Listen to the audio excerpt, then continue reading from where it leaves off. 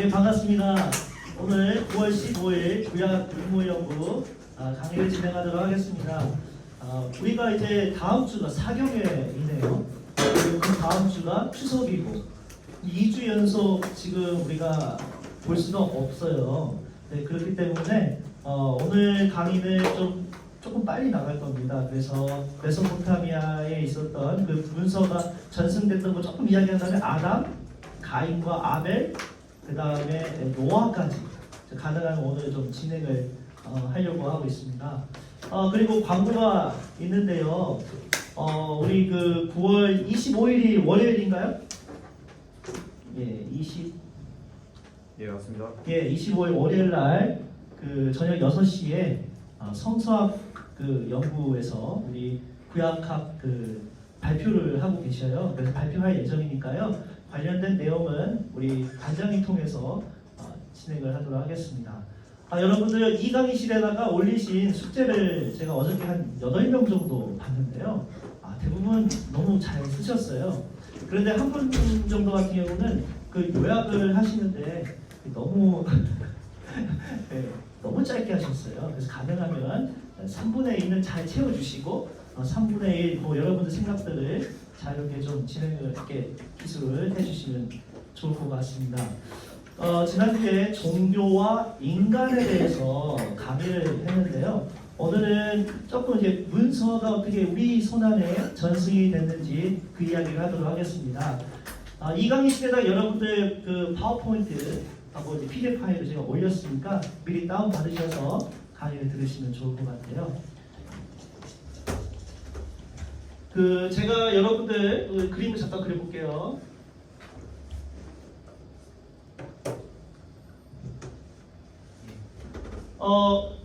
이스라엘 북이스라엘과 남유다로 나누어져 있지요.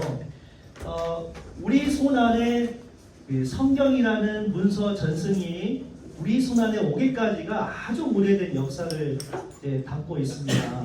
여러분들 지난주에 강의를 했을 때에 문자가 처음으로 탄생한 그 문명은 무슨 문명인지 혹시 기억나십니까? 수메르 문명. 역시 대단하십니다. 박예진하고 제 이름 외우고 있었고 주전 2000년경에 있었던 수메르 문명이 가장 오래된 그 문서라고 할 수가 있지요. 자, 그러면 하나님께서 이거는 테오스라고 헬라어로 말씀하는데 하나님께서 사람에게 하나님께서 뭔가 비전을 주시고 뭔가 말씀을 하시면 A라는 사람이 그때는 아마 만약에 문서가 없었다고 생각해 봅시다. 최초의 인간이 그러면 A라는 사람이 B라는 사람에게 무언가를 이야기할 때 어떤 방식으로 그러니까 전달을 할 때 자기가 봤던 이미지나 이런 것들을 어떤 식으로 전달을 할 수 있을까요? 구전으로 말로 그렇게 하잖아요. 요즘에 혹시 여러분들 그 나는 솔로 보시나요? 미안합니다. 여러분들은 조금 지금 요즘에 돌싱 특집 막 나와갖고 막 말로 인하고 지금 뭐 난리가 난 것 같아요.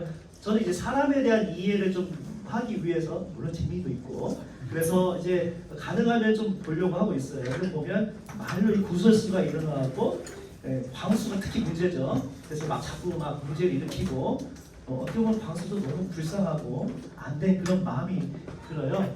어쨌든 사람과 사람 사이의 이 구전 말을 통하여 전달을 했을 것입니다. 자, 그런데 세월이 흐르다 보니까 아까 말씀드린 대로 그 수메르 문명은 주전 2000년경에 해당되는 겁니다.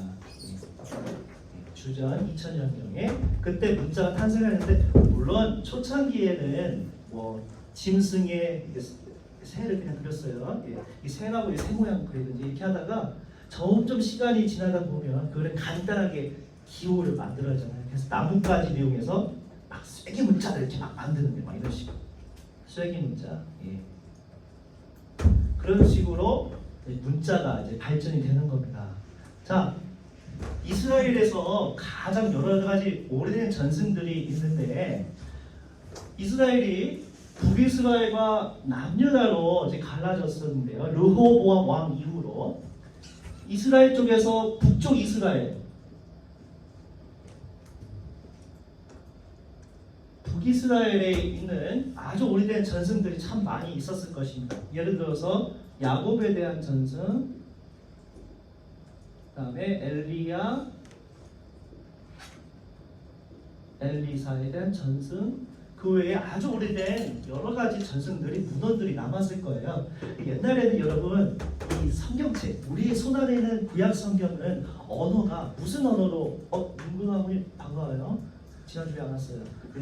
자, 뭔가 편집할 수도 없고. 자, 그래서 어쨌든 지난주에 제가 이야기를 했을 때에 이 오래된 이 전승들, 자, 구약 성경은 언어가 무슨 언어로 되어 있다고 했죠? 히브리어로 기록이 되어 있습니다. 히브리어.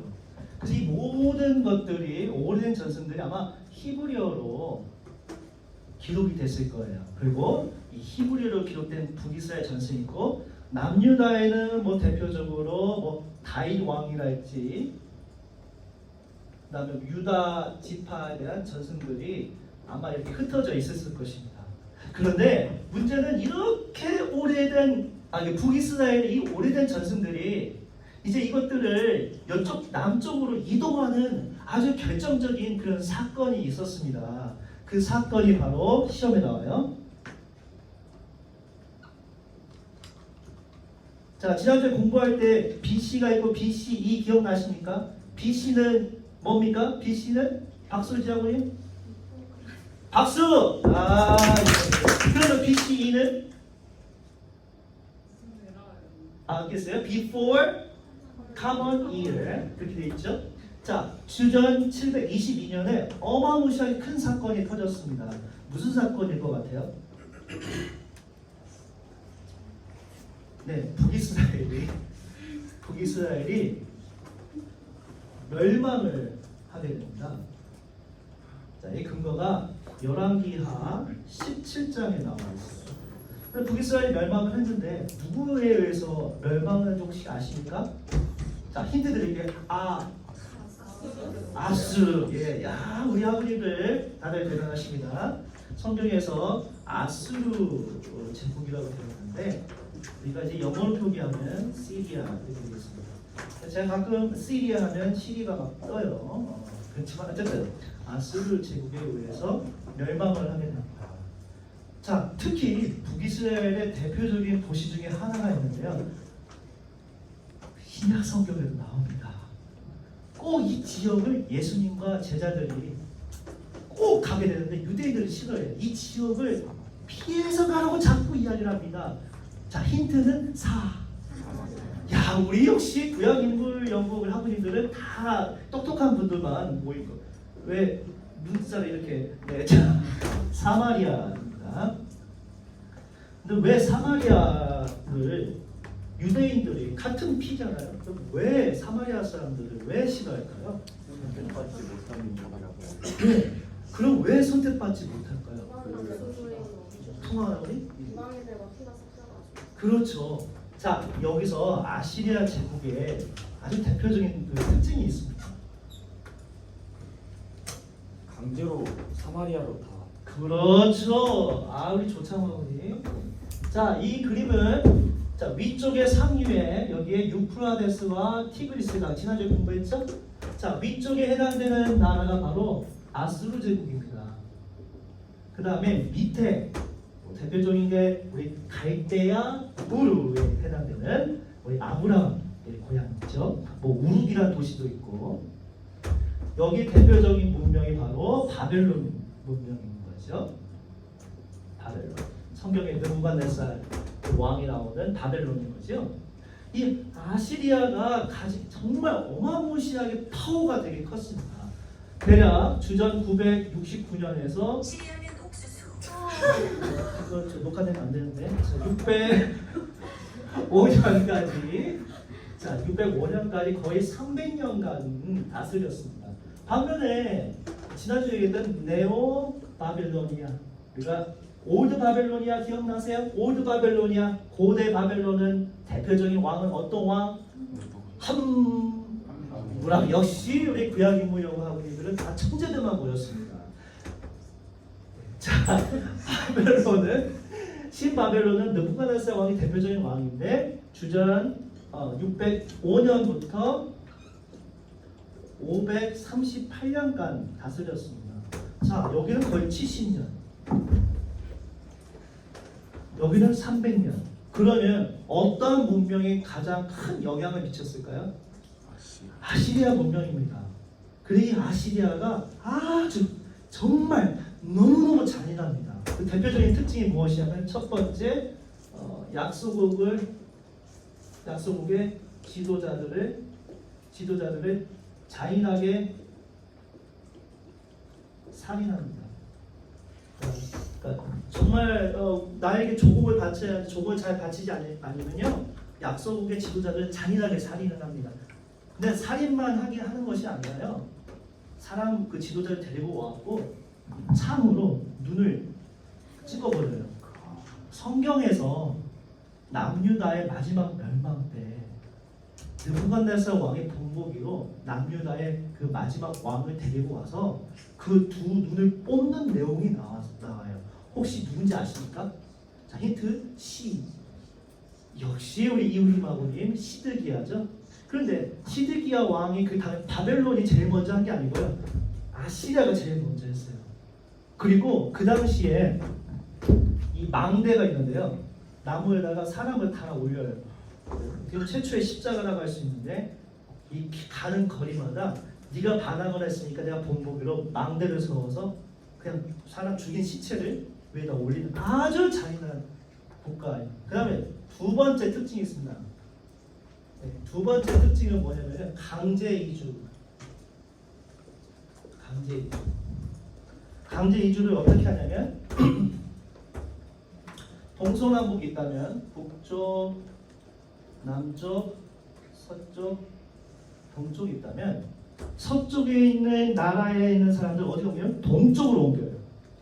동쪽에 있는 사람들을 어디로 오면 서쪽, 북쪽에 있는 사람들을 남쪽, 남쪽에 있는 사람들을 북쪽으로 이렇게 강제 이주를 시킵니다. 강제 이주를 하는 이유가 뭘까요? 이렇게 막 섞어버려요. 이유가 뭘까요? 그들에게 대들지 말라. 혁수아버님? 다시 일어나서 대들지 말라고. 아, 대들지 말라. 아, 그것도 맞는데요. 다른 거 거의 한 40% 맞았습니다. 네. 자, 누구? 아, 우리 그 한정수 학원 맞죠? 예, 뭐라고요? 그렇죠. 민족성 말살입니다. 일제 시대 때 강제 이주 많이 했잖아요. 우리나라 이 사람들을 마찬가지로 이 정체성을 혼돈을 시키는 겁니다. 네, 지금 우리 한정수 학우님이 이렇게 한국말 너무 잘하잖아요. 근데 한정수 학우님을 저 일본 나가사키에 거기에 딱 이 수업 시간에 데려왔어요. 무슨 말이야? 혹시 일본어 혹시 하시나요? 잘못 선택했네.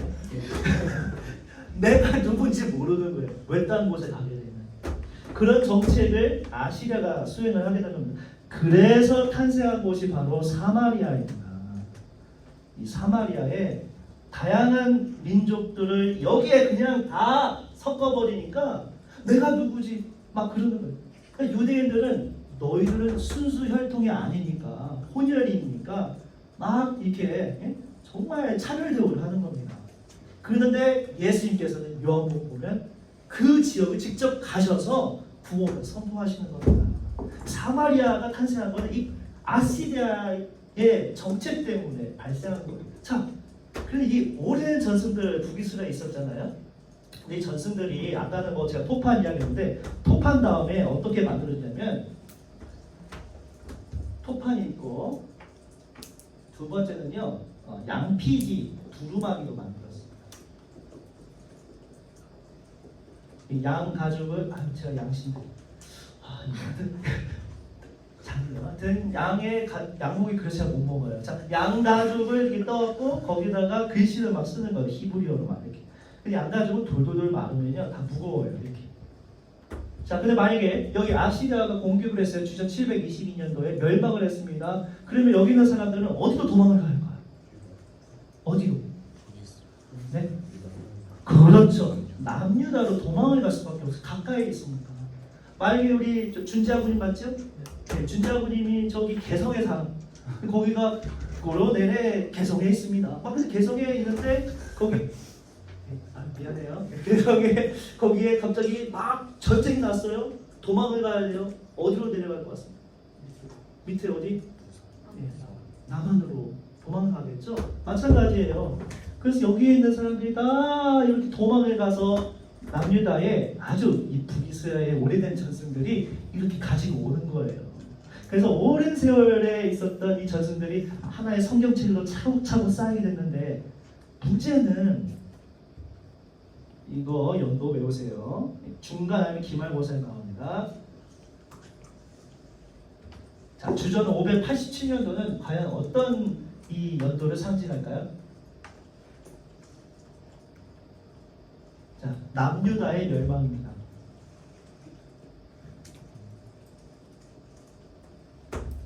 주전 605년도에 어떤 사건이 있냐면요. 저기 이쪽 아주 북쪽에 갈그미스라는 그런 동네가 있는데 갈그미스를 여러분 어떻게 해보려면요. 갈고리도 막 모았다고 해서 갈고리.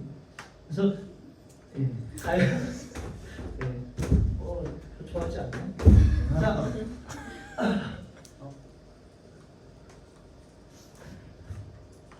영어로 칼키미시라고 하는데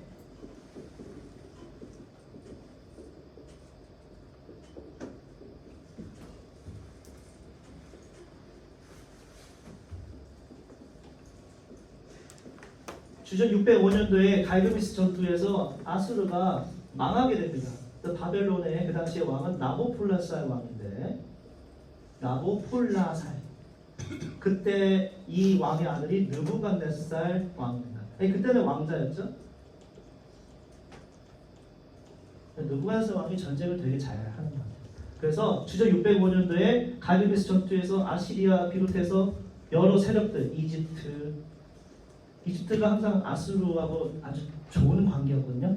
완전히 망하게 돼요. 그래서 바벨론이 쫙 등극을 하게 되고 그러면서 남유다에게 조공을 자꾸 요구했는데 남유다가 자꾸 어디로 제 눈을 보세요. 바벨론 갈까? 이집트 가? 바벨론 갈까? 이집트 커버요? 이집트로 가. 그러니까 바벨론 이 왕이 어떻게 이런 그래서 주전 587년도에 남유다가 멸망을 하게 됩니다. 자, 이때는요. 여기에 물론 예루살렘 성전에 온갖 전승들이 다 모여 있을 텐데요.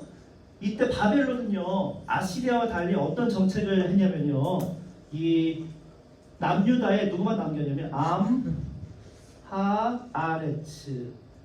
자, 한번 읽어보겠습니다. 암, 하, 아레츠. 암은 무슨 뜻이냐면 무슨 뜻일 것 같습니까? 암. 자, 힌트. 호세아서에 보면요. 호세아가 고멜과 결혼을 해서 첫 번째 아들이 이스르엘이 있고 두 번째 아들은 로암미, 세 번째는 로루하마예요. 자, 그러면 암은 뭘까요? 그렇죠. 이우리 바보님 좋아요. 보자 안 갖고 와서 찍을 수 없어 미안합니다. 로암미, 히브리어 로, 이렇게요. 로는 never, 절대가 결코 아니라는 거예요. 암미, 이거는 my people, 내 백성이 아니다. 암은 무슨 뜻이냐면 백성이라는 뜻이에요. 백성. 이건 하는 히브리어 정관사의 아레츠는 땅입니다. 그러니까 그 땅의 백성, 가난한 자들만 이 남유다 예루살렘에 남겨놓고 어떤 사람들만 끌고 가냐면, 자, 힌트 드릴게요. 다니엘서에서 나와요. 어떠한 사람들을 주로 끌고 갈 것 같습니까? 그렇죠. 지배층. 지금 우리 지금 장신대에서는 여러분들이 지배층 아닌가요? 가장 똑똑한 학생들만 인정을 해요. 그렇잖아. 박진영 학우님 맞죠? 이름 웬만하면 외우려고 노력하고 있어요. 안광태 학우님도 이 똑똑한 사람 인정하죠? 네, 맞습니다. 자, 똑똑한 사람들을 끌고 가는 거예요. 그게 대표적인 게 다니엘서 1장 보면 다니엘과 세 친구가 똑똑하니까 끌고 가는 거예요. 똑똑한 사람들은 과연 누굴까요? 똑똑한 사람들은 어떤 사람들이 똑똑한 사람들일까요? 하나 맞춰봐요. 당시에 지배층, 지식인만 어디로 끌고 가냐면요. 바벨론으로 끌고 갔는데 지식인이고 지배층이면 어떤 사람들은 지식인이고 지배층일까요? 제사장 출신들을 많이 끌고 가겠죠? 자, 그럼 여기서 질문. 자, 물론 북이스라엘에서는 전승들을 이렇게 끌고 갔겠지만 바벨론, 여기 바벨론이 지금 이라크 지역이며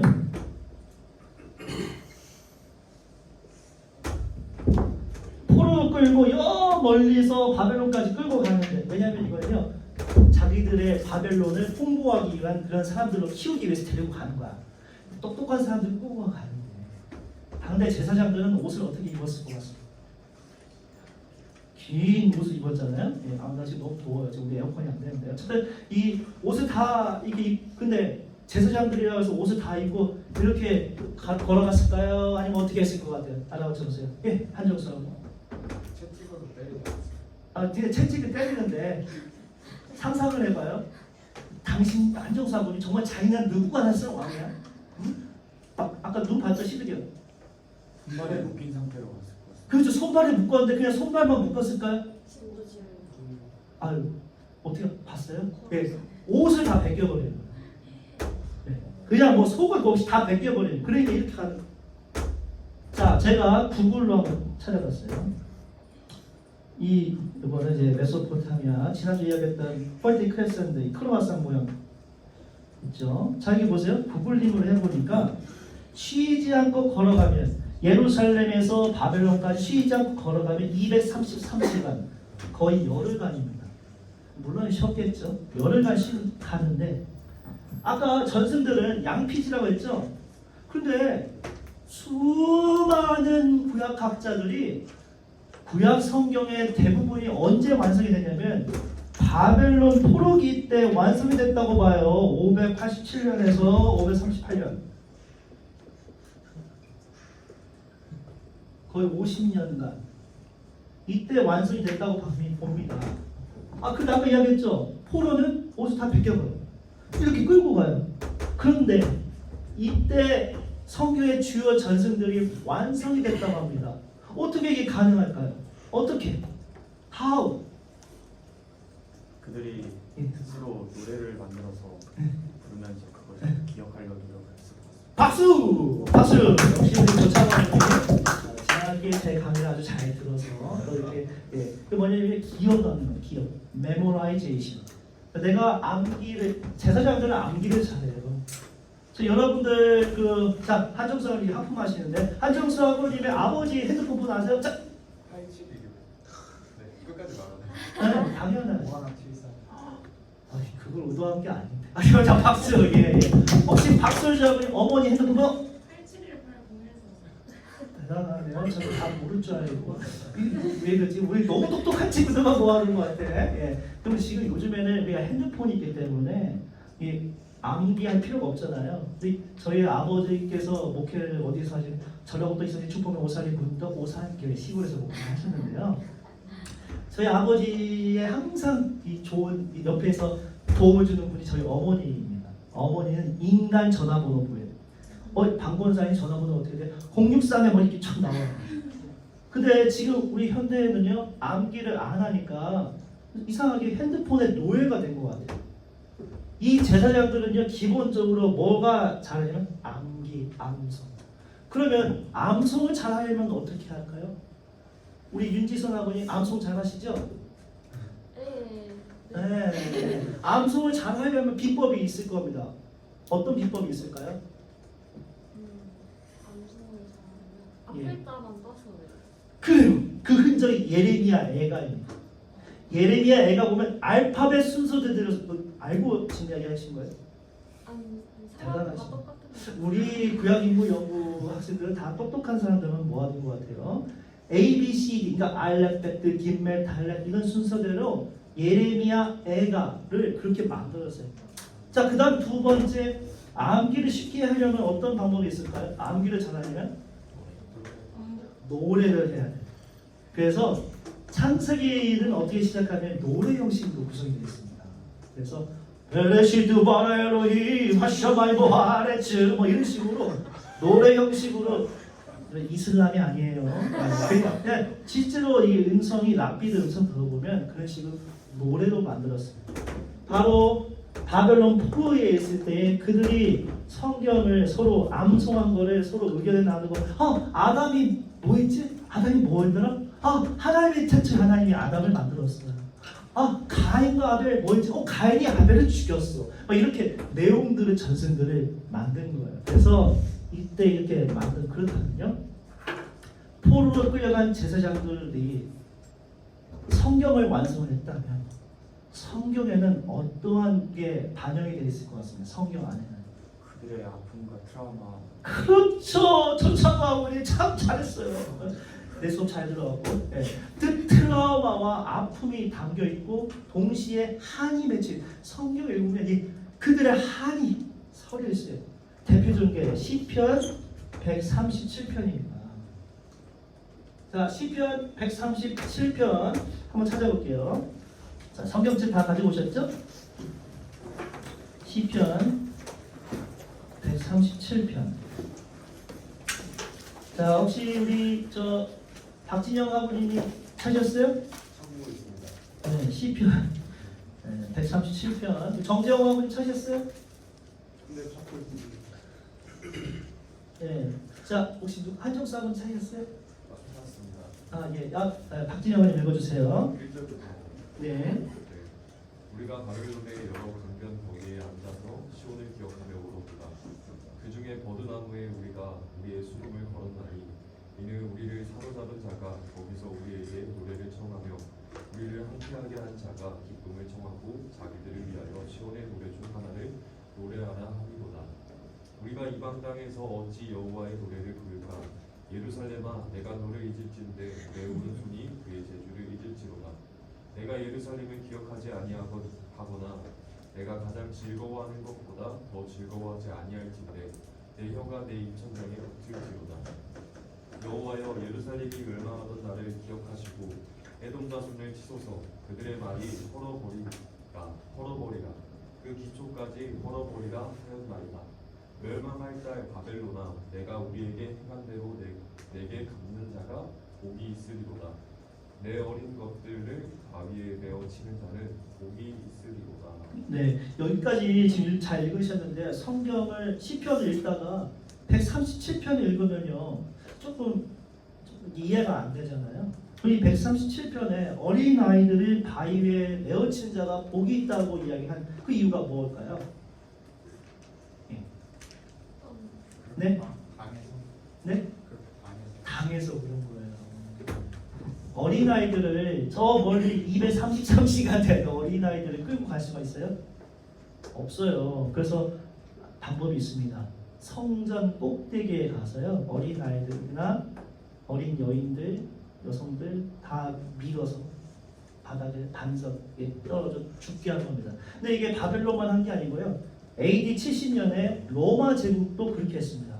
마태복음에서 나오는데 예루살렘 멸망을 했을 때 로마 병사들이 어린 아이들을 이렇게 발잡고 민족 말살을 시키는 거예요. 멸망을 시키는 겁니다. 그러니까 성경에는 그런 한이 서려 있는 거예요. 그들의 아픔이 있는 겁니다. 지금 이번 주에 9월 11일 날 9월 11일 월요일이죠. 9.11이 무슨 날인지 혹시 아시나요? 네? 네. 미국인들 원래 트라우마 같은 게 별로 없었어요.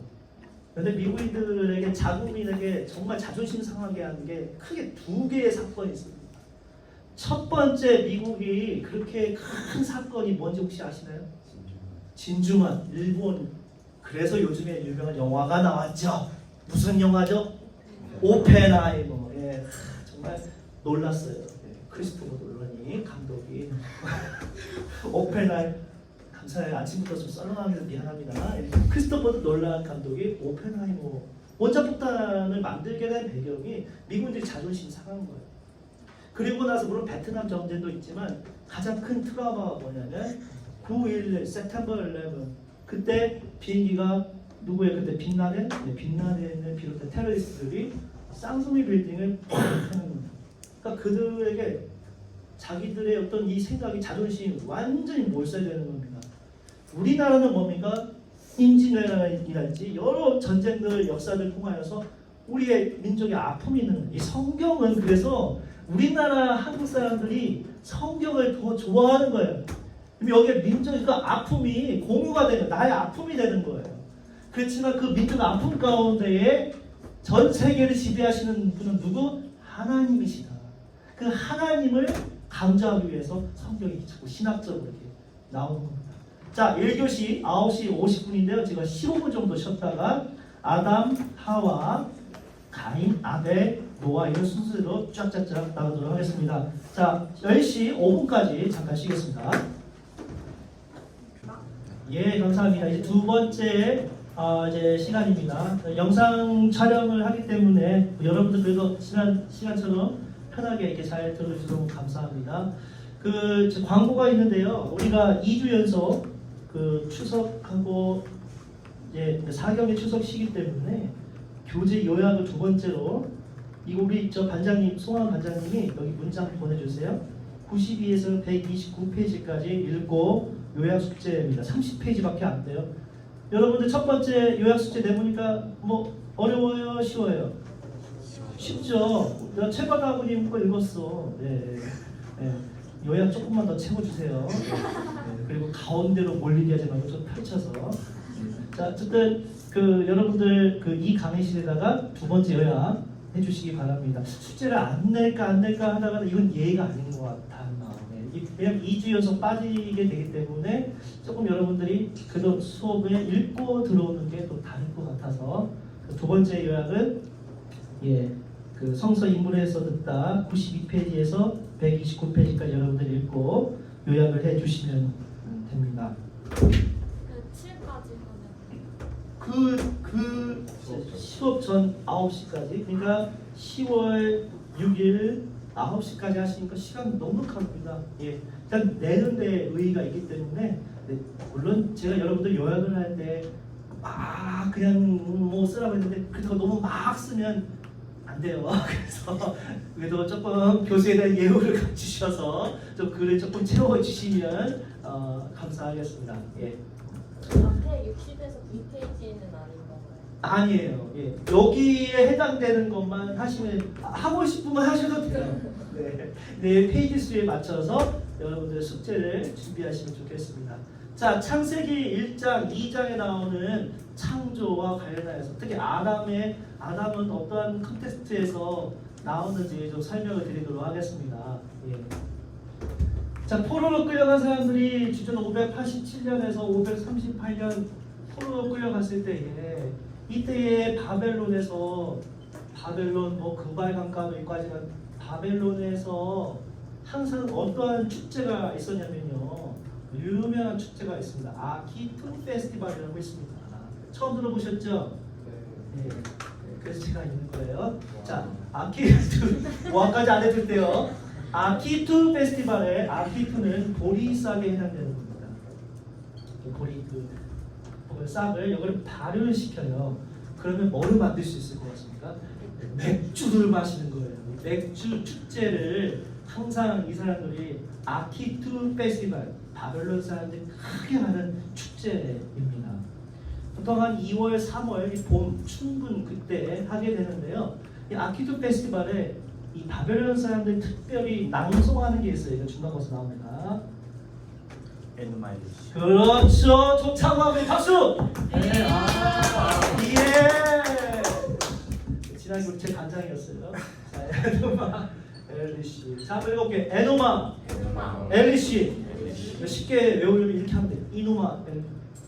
그렇다고 해서 저기 시험 볼 때 실제로 제가 한남대학교에서 현대인과 성서 강의를 했는데 학생이 어떻게 쓰면 이노마라고 했어요. 기분이 나빴지만 맞기는 했어요. 그러나 우리 장신대 여러분들은 다 똑똑하기 때문에 이노마로 하면 안 돼요. 아니 그러니까 영어로 좀 써달라고. 에노마 엘리시. 에노마 엘리시는 어떤 뜻이에요? On the high ground라는 뜻을 가지고 있습니다. 높은 지대 위에서 태초에 신이 어떻게 인간을 만들었는지에 대한 신화. 메소포타미아의 가장 오래된 신화이고 이 신화가 실제로 어디에 있냐면요. 제가 파워포인트를 가지고 왔는데 여기 보시면 아수르바니팔은 아시리아 왕인데요.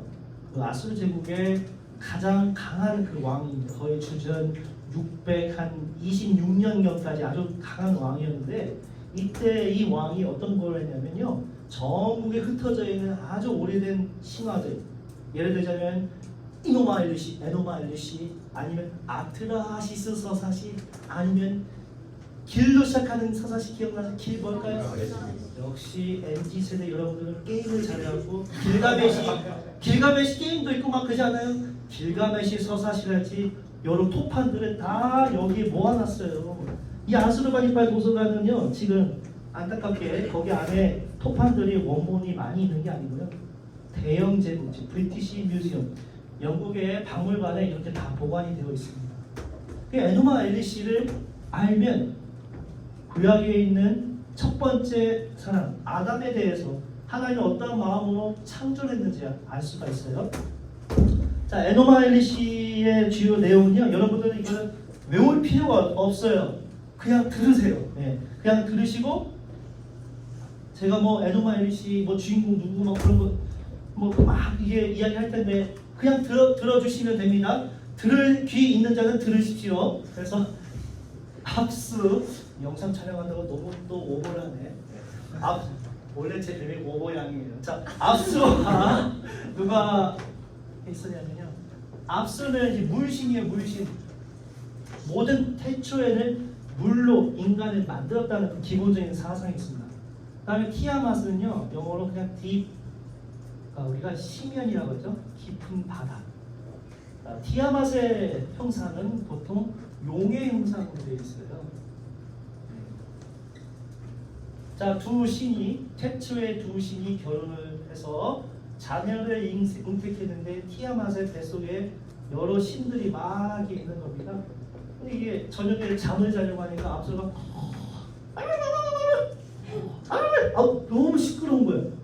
그래서 이 압수가 어떤 결정을 했냐면 이 내 부인 뱃속에 있는 새끼들을 다 죽여야겠다. 그런 결정을 한 거예요. 그래서 티아마스에게 죽이자 하니까 티아마스이 무슨 소리야! 그러는 거예요. 실제로 이렇게 했는지는 몰라요. 그래서 그러니까 이 뱃속에 아이들이 하나씩 나오는데 그 중에 대표적인 아이가 이제 에아라는 신이 있었습니다. 에아도 담수신인데 에아가 어떻게 하냐면 마법의 피리를 잘 불어요. 그래서 압수한테 가서 아버지를 위해서 한수 제가 마법의 피리를 부르겠습니다. 여러분들 왜 이렇게 집중을 잘 하시나요? 물론 하품하시는 분도 있지만 마법의 피리로 하니까 압수가 그래서 압수한테 가고요 말뚝을 가서 그 가슴을 팍 하고 죽이고 거기 아버지 시체 위에 신전을 만들어요. 미쳤죠? 아버지를 죽였어요. 그러니까 아버지를 죽이니까 누가 화가 날 것 같습니다. 엄마가 누구예요? 티아마지. 내가 이제 내 새끼들 이 새끼도 아니야. 막 다 죽이려고 막 장난을 치려고 하는가 막 하려고 하니 그때 에아의 아들인데 아들이 바로 마르둑이에요. 마르둑은요 바벨론의 주신입니다. 아수르 제국의 주신은 아수르고요. 외우기 쉽죠? 아수르 제국의 주요 신은 누구? 아수르. 바벨론 제국의 주요 신은 마르둑. 꼭 외우세요. 마르둑은 어떤 신이냐면 구름을 타고 다니는 신입니다. 그리고 번개. 그런데 마르둑이 이야기하는 건 아버지 걱정 마세요. 제가 티아마 우리 할머니를 내가 죽일게요. 그런 거예요. 그래서 대결하면 두두두둥 마르둑 vs 티아마. 그래서 덤벼 할머니 이렇게 막 싸우는데 티아마는 무슨 형상? 용. 그런데 힘들다. 자 마르둑이 번개를 한다. 이렇게 갖고 티아마의 몸을 몸이 분리가 되는 거예요. 상체가 어떻게 되면 상체를 통해서 하늘을 만들고 밑에 하체를 통해서 바다와 땅을 만들고요. 그 다음에 티아맛의 몸에서 피가 나오잖아요. 티아맛의 피와 그리고 뭐를 바꾸냐면 이제 팅구라는 이 장군인데 이 장군 이 신인데요. 여기 또 이 피를 짓눌려서 뭐를 만드냐 바로 이 사람을 만들었다는 겁니다. 사람을 왜 만드냐? 아트라하시스 서사시에도 나오는데 아트라하시스 제가 뭐라고 했어요? 아트라하시스 혹은 우수 그만해. 아트라하시스 서사시에서 보면요, 이 사람이 메소포타미아의 거기에 노아와 같은 그런 모습을 보여주는데요. 아트라하시스 서사시에서도 신이 인간을 만든 목적이 있습니다. 왜 만들었을까요?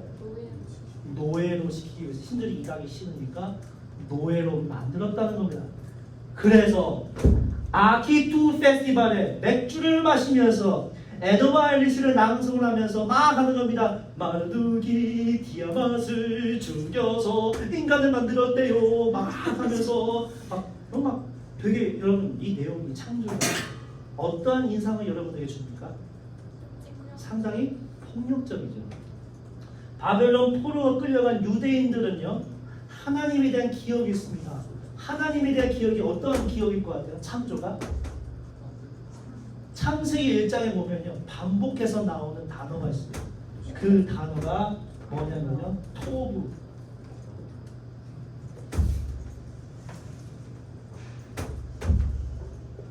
자, 아침이 보케르거든요.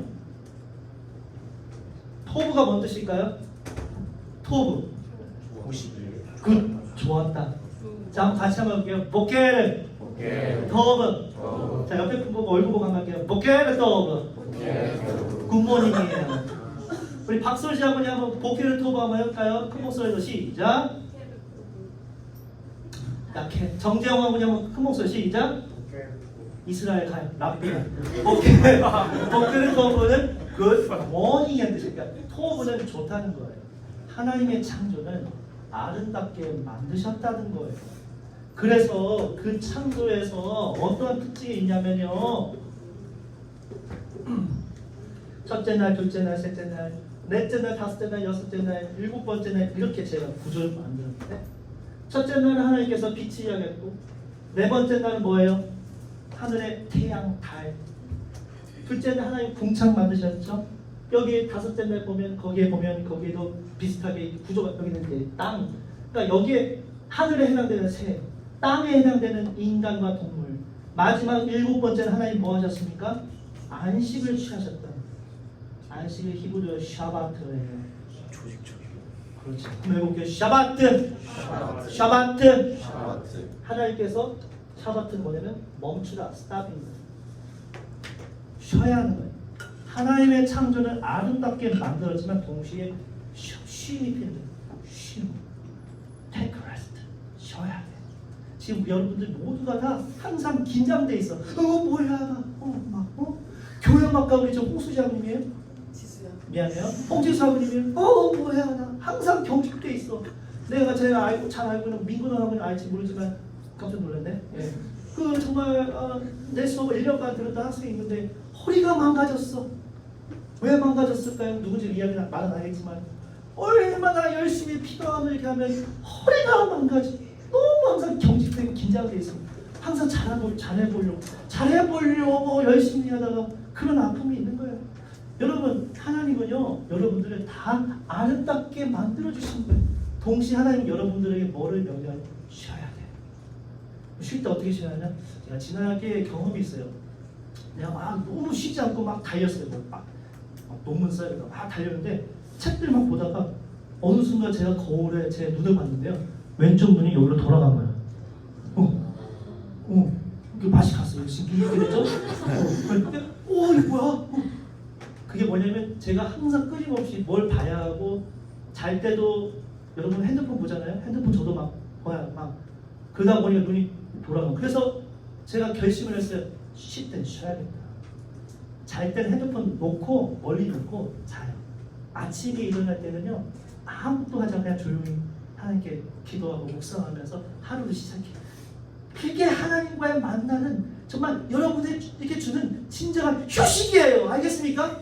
쉬어야 돼. 쉬어야 돼.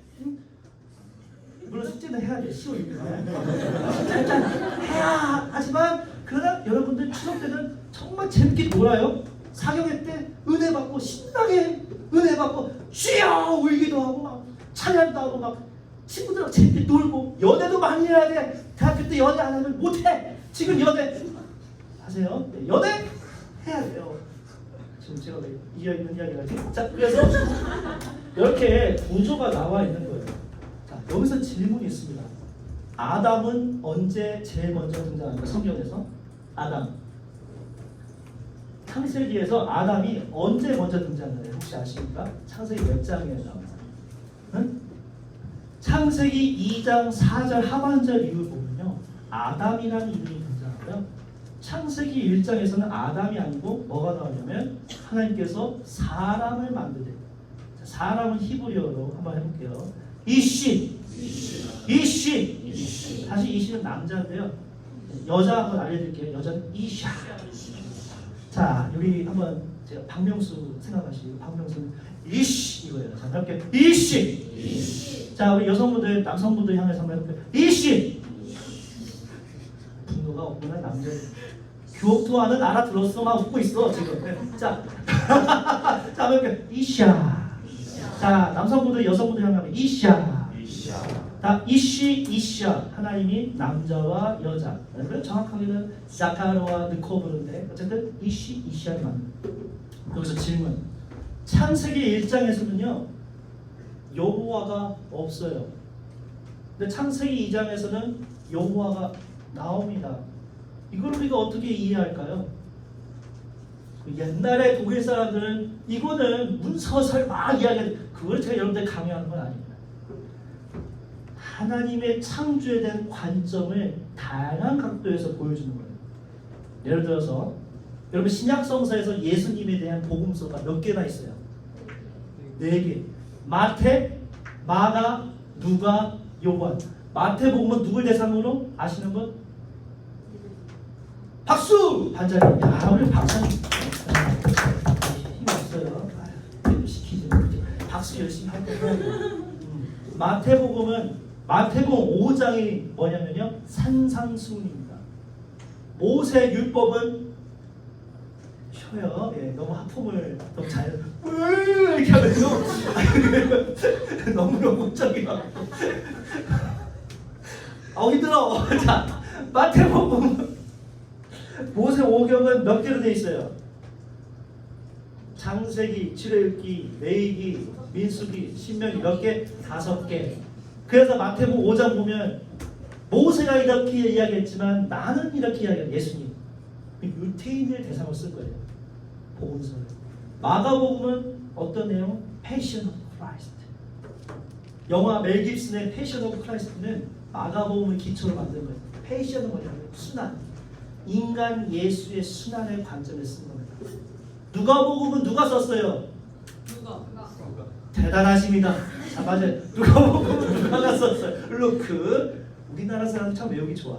누가복음은 누가가 썼고 사도행전은 누가 썼까요?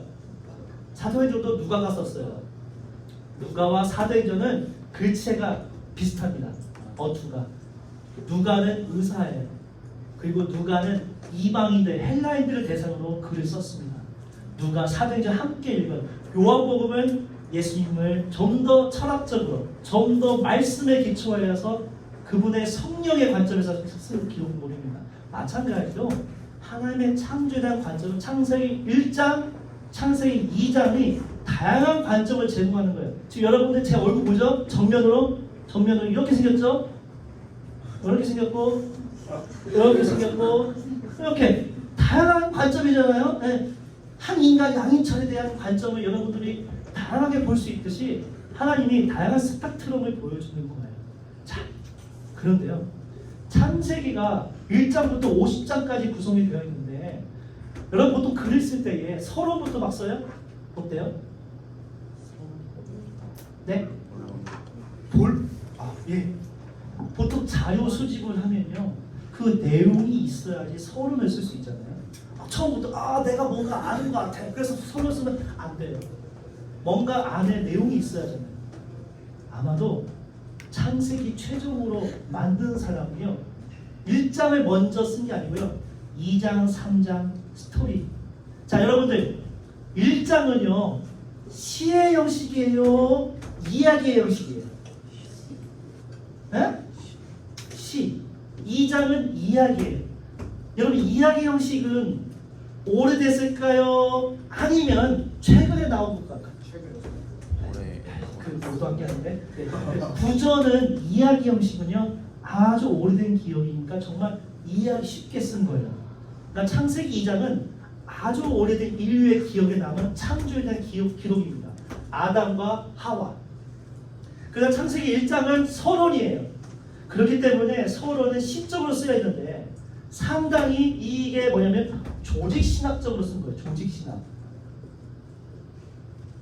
조직신학자들은 보통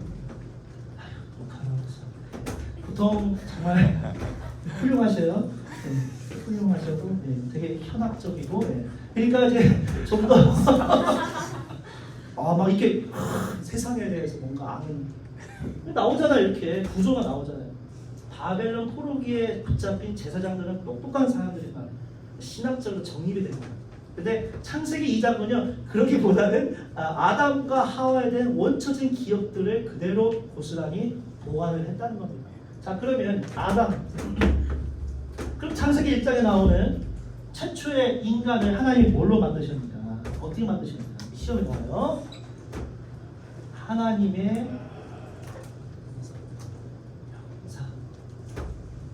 형상은 히브리어로 젤렘,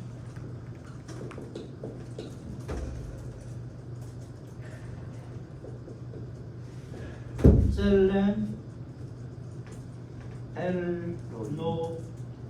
자, 읽어볼게요. 젤렘, 엘로힘.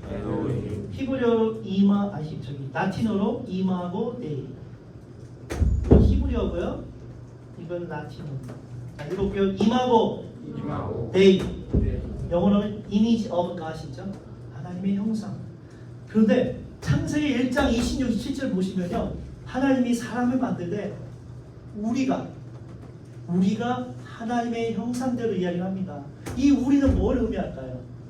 조직신학적으로 보자면 오늘날 우리 장신대 깔뱅이의 신학을 하잖아요.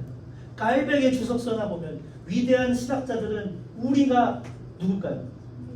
삼위일체, 성부, 성자, 성령, 하나님의 삼위일체 창조가 시작을 했는데 어떻게 만들자? 젤렘 엘로힘. 젤렘 엘로힘은 과연 무슨 뜻일까? 궁금하지 않으세요? 궁금하면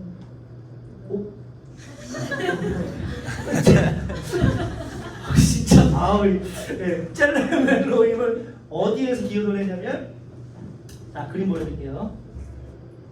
여기 보면 이제 원래 이거 휴먼 나오잖아요. 휴먼. 영어로 이제 겸손을 humility. 여기가 이제 라틴어와 관련된 humilitus, 겸손이고, 휴머스는 땅 의미하는데, 어쨌든 하나님이 이렇게 만드셨는데 이마고 데이 젤렘 엘로힘. 자, 이집트의 한 그 토기가 발견됐는데 나메르라는 이집트 왕이 뭐라고 이야기하냐면 짐은 신의 대리자요. 젤렘 엘로힘. 거기 나오는 거예요.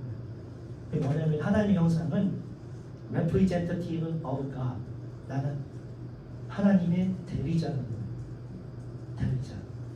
하나님의 대리자에게 뭘 시켰냐? 이 땅을 관리하라고 시킨 겁니다. 우리에게 하나님의 형상 만든 거는 이 땅을 아름답게 잘 가꾸라는 정원사의 역할을 우리에게 부여해 주신 거예요. 근데 그 정원사의 역할을 우리가 감당하지 못하니까 세상이 지금 이상기후 변화로 엉망진창이 되고 있죠. 자, 보시면 지금 제가 그림 가져왔는데 작년에 강남에 물바다 나왔고 서초동 현장까지 등장하고, 이번에 잼버리 있죠. 잼버리. 잼버리 정말 기대 많이 했는데 서양인들 마지막 기억서에 K-팝밖에 기억이 안 났고, 정말 그런 이상기후. 그다음에 보면 이게 홍수 재난이 있잖아요. 인간이 제대로 관리를 하지 못하니까 지금 온 세상이 고통으로 신음을 하고 있습니다. 근데 물론 지금 코로나가 와갖고 잠깐 우리가 이렇게 전 세계가 잠깐 샤바트 쉼을 얻었잖아요. 근데 코로나가 이제 가니까 우리는 다시 달리기 시작하는 거죠. 그러니까 자연이 고통을 당하고 있는 겁니다. 하나님이 인간을 만든 전체 목적 뭐냐면 짤랄 엘로임 신의 대리자, 자연을 아름답게 관리하라는 하나님께서 그런 목적을 우리에게 주신 거예요. 자, 그 다음에 자, 지난주에 아담 하와 했는데, 자, 아담 히브리어로 자, 한번 읽어볼게요. 아담은 어디서 왔다고 했죠? 아다마흐. 자, 읽어볼게요. 아다마흐.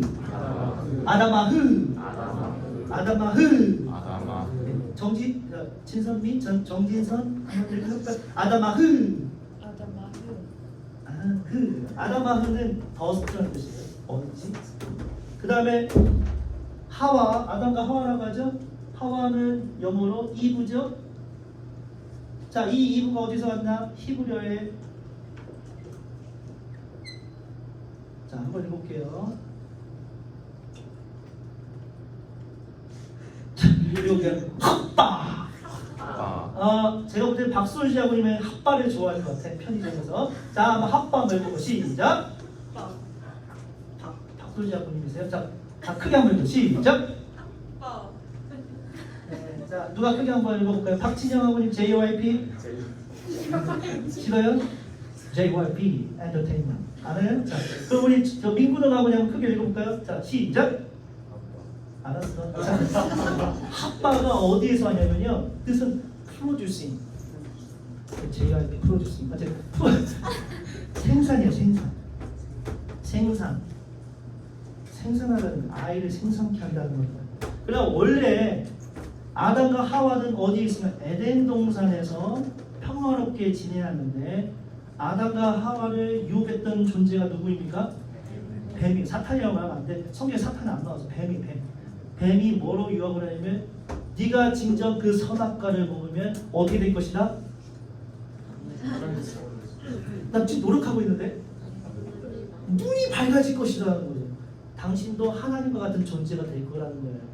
그러니까 신과 같은 존재가 된다는 소식이 여러분들 신과 같은 존재는 어떨까요? 죽지 않아. 그리고 영생의 비결을 알고 세상에 대한 어떤 그런 욕망이 생기잖아요. 아담이 하와가 어떻게 만들었습니까? 갈비뼈. 그러니까 원래 아담은 처음에 흙이었는데 하나님이 뭐가 왔냐면 루아흐가 왔어요. 자, 한번 읽어볼게요. 루아흐의 첫 번째 뜻은 바람, 두 번째 뜻은 하나님의 영. 하나님의 영, 바람은 어떻게 생긴지 모르지만 느낄 수 있잖아요. 하나님의 영이 더스트에 딱 오니까 난 노력하는 거예요, 우리. 자, 그런데 아담을 하나님께서 잠재운 다음에 아담의 어디서부터 만들었어요? 하와를 갈비뼈라고 하죠. 갈빗대라고 했잖아요. 근데 그 히브리어가 갈빗대라는 그 뿐만 아니라 이 옆구리라는 뜻도 있어요. 옆구리. 예. 옛날부터 사람들은 이 번역을 두고 그러면 여자는 남성에 귀속된 것이 아니냐 그렇게 이야기하는데 아니에요. 동반자고 함께 하나님의 아름다운 창조물들을 관리할 책임이 있는 거야, 하와가. 근데 이 하와가 제일 먼저 뱀에게 유혹당하고 아담은 그 하와를 통하여서 선악과를 접하게 되죠. 마침내 하나님이 물어보시죠. 어떻게 됐냐? 그러니까 아담이 뭐라고 이야기합니까? 하와가 저렇게 남 탓하면 안 돼. 특히 남성들 제가 그래서 막 그러면 안 돼요. 나는 솔로 봤지? 나는 솔로 보면 광수, 방한기, 영숙이가 그랬어, 영철이가 그랬어. 안 돼요. 남 탓하지면 안 돼. 연애할 때 비결은 뭐냐면 끝까지 밀고 나가야 돼요. 나 연애 진짜 열심히 했어요. 그거를 순간 그러니까 정말 뚝심을 가지고 남탓하면 안 돼요. 아담은 남탓을 한 거예요. 이미 그 마음속에 뭐가 아니면 죄가 뭐예요? 죄가 히브리어로 뭐냐면요,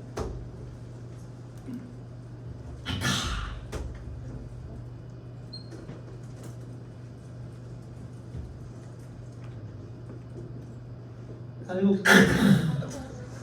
발음하기 어렵죠? 뭐냐면 죄는요, 관역을 벗어나다. 그럼 관역을 어디 가냐? 하나님을 향하여 가요. 자꾸 그 관역이 벗어나는 거예요. 다른 길로 가는 겁니다. 인간이 하나님의 고유한 목적인 아름답게 세상을 잘 관리하고 하나님의 창조 목적을 가지고 있어야 하는데, 인간이 신이 되고자 할 때 그때 문제가 생기는 겁니다. 지난주에 제가 책 가지고 왔죠. 유발 하라리의 사피엔스가 나왔고요. 사피엔스 다음에 최근에 나온 그의 마지막 걸작품이라고 하는데 뭐가 나온지 혹시 아세요? 호모 데우스, 인간이 신이 되다. 그 내용이 뭐가 나오면 AI가 나옵니다. 현대 사회에는 사람들이 도전하고 싶은 게 뭐냐면요, 영원히 살고 싶은 마음, 신과 같이 무언가를 만들고 싶은 마음, 그런 것들이 자꾸 오게 되는 거예요. 저는 두렵습니다. 네. 하나님의 때, 주님의 날이 곧 임재할 것 같아요. 네. 물론 어느 시대가 다 그랬지만 세상을 보세요. 터키 지진이 있었죠. 지난주에 모라코 지진에 한 2,800명 죽었죠. 세상에 전쟁 장난 아니죠. 지금 우크라이나, 러시아, 세상 이상하게 엉망진창이 돼가는 것 같아요. 네. 이러한 그 위기의 시기에 여러분들의 역할이 중요한 겁니다. 여러분들이 깨어 있어야 돼. 성경 말씀을 통하여서 내가 내 스스로 다시 깨어 있어야 돼요. 갑자기 제가 설교하네. 내가 이게 깨어 있어야 돼. 인간이 호모 데우스 신이 되고자 할 때 그때 문제가 돼요. 죄가 들어와서 하나님의 향을 가는 거 벗어나는 거예요. 자, 가인과 아벨이 했어요. 지금 아담 했으니까.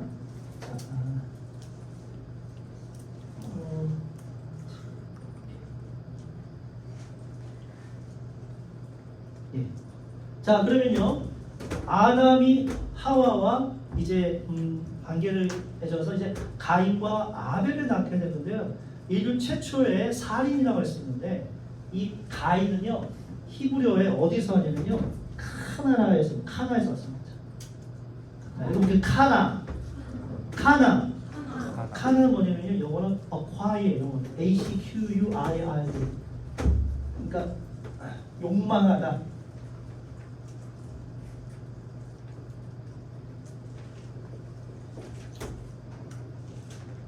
카나 뜻 자체가 뭔가를 더 갖고 싶은 그 욕망의 목소리가 있습니다. 그 다음에 아벨은 히브리어의 헤벨에서 왔어요.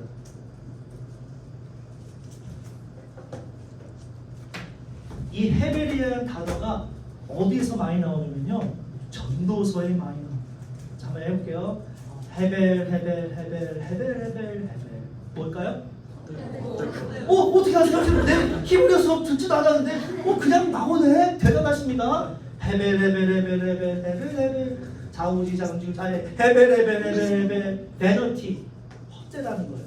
아벨은요 가인과 아벨 스토리에서 아벨이 뭔가 이야기를 해요? 안 합니다. 헛된 거. 인간의 죽음이 어떻게 보면 헛된 거예요.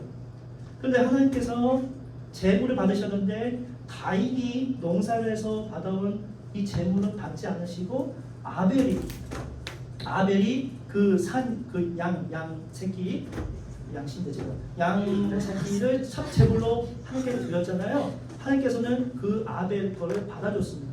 근데 이 구약 성서만 봤을 때는 아벨이 어떤 마음을 했는지는 알 수가 없어요. 그러나 알 수 있는 방법이 있습니다.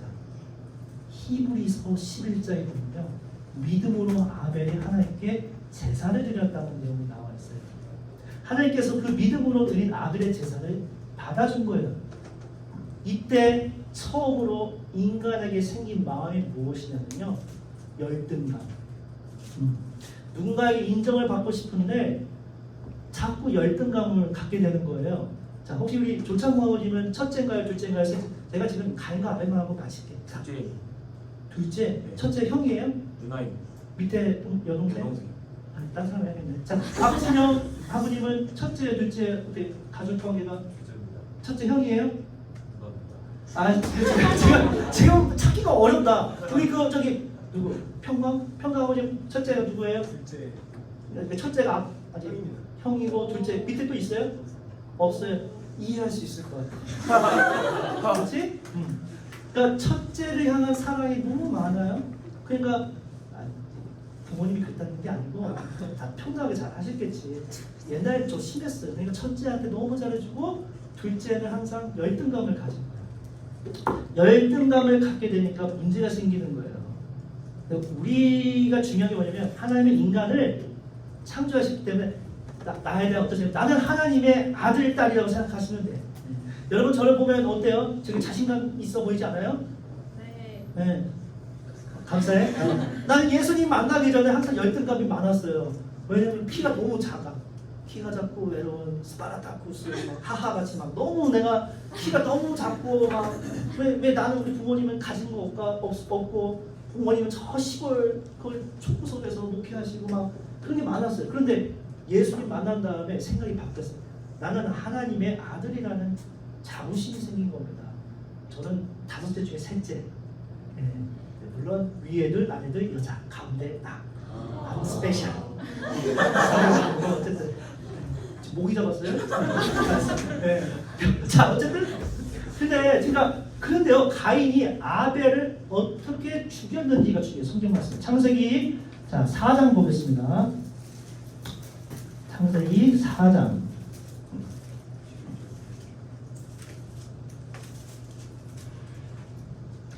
8절 한번 보겠습니다.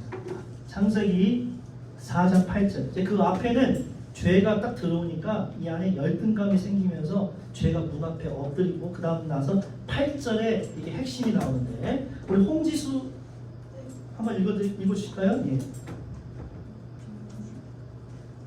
가인이 그의 아우 아벨에게 말하고 그들이 들에 있을 때에 가인이 그의 아우 아벨을 쳐 죽이니. 네, 여기서 들이죠 들. 들이 히브리어로 사데입니다. 사데. 한번 읽어볼게요. 사데. 자 이게 영어로 번역하면요 open field입니다. 상상을 하세요. 모두가 다 보는 앞에서 죽은 거예요. 여러분들은 몰래 죽은 거 같잖아요. 아니에요. 하나님이 안 보고 계셨을까요? 보고 계셨어요. 일부러 하나님 보라고 아벨을 죽인 겁니다. 환장하겠죠? 일부러 가인은 아벨을 죽인 거예요. 왜냐하면 하나님께 원망하니까. 근데 하나님께서는 가인을 위해서 보호를 해주시고 표를 인치하시죠. 하나님께서는 죄인임에도 불구하고 그에게 생명을 끝까지 보존하고자 하는 그런 노력을 우리가 볼 수가 있습니다. 그래서 가인에부터 시작한 살인이 나오고 여러분 지난번에 읽었던 라멕도 이야기하잖아요. 내가 사람을 죽였나이다. 그러니까 이제 하나님께서 77번 보니까 뭐 벌받고 쭉 나오잖아요. 죄가 계속해서 성장하게 되는 거예요. 시간이 좀 남아서 네피림까지 하고 마칠게요.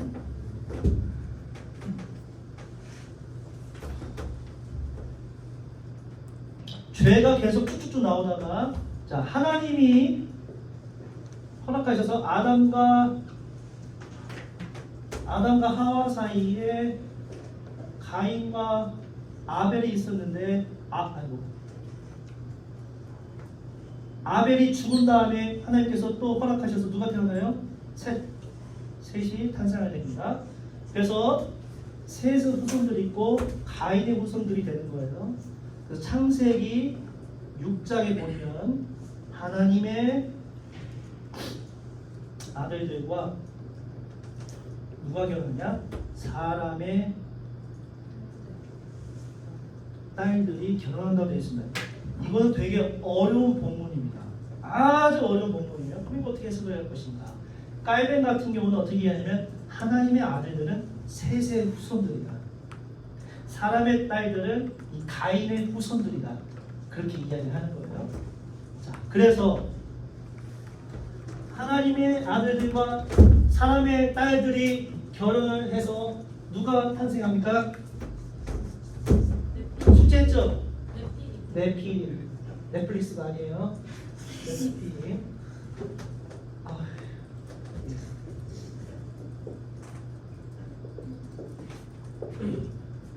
네피림은요 히브리어의 나팔에서 왔어요. 읽어볼까요? 나팔. 나팔은 영어 떨어지다. 이 나팔의 남성 복수 분사형인 즉 the fallen ones 떨어진 자들 이게 네피림이에요. The fallen ones 하늘에서 떨어진 자들 누가 연상이 됩니까? 사탄 신약 성서. 근데 성경의 구약 성서에서 네피림이 주로 어떻게 묘사가 되면 거인, 예를 들어서 골리앗, 뭐 아낙 자손의 자손들 이렇게 나오는 거예요. 그러니까 인간의 죄로 인하여서 기괴한 그런 생명체가 탄생하게 되는 겁니다. 그리고 나서 인간의 죄가 너무너무 커지니까 결국 하나님께서 그거를 보시고 홍수를 내리는 거죠. 그때 인류의 마지막 희망 누가 등장합니까? 노아가 등장하는 거예요. 노아가 무슨 뜻인지 아십니까? 시험에 낼 거예요. 노아는 히브리어로